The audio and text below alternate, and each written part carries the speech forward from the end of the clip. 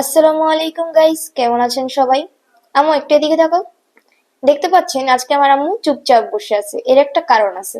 কারণ দেখতে পাচ্ছেন আমার আম্মুর এক পাশে গালটা একটু ফুলা আছে। আমার আম্মুর ওই পাশে দাঁতে একটু সমস্যা ছিল। তো আজকে আমরা ডাক্তারের কাছে যে ওই দাঁতটা উঠিয়ে এনেছি। তো আজকের জন্য আম্মু মৌন অবলম্বন করিয়ে থাকবে। ঘরে কোনো কথা হবে না, কেউ কোনো বকা দিবে না, চিল্লাচিল্লি মানে চিল্লাচিল্লি তো আমরাও করি, কিন্তু কেউ আর কি ঝাড়ি দিবে না। এক কথায় বলতে গেলে বকা দিবে না। আম্মু বকা দাও, কিছু বলবা না, কিছু বলো।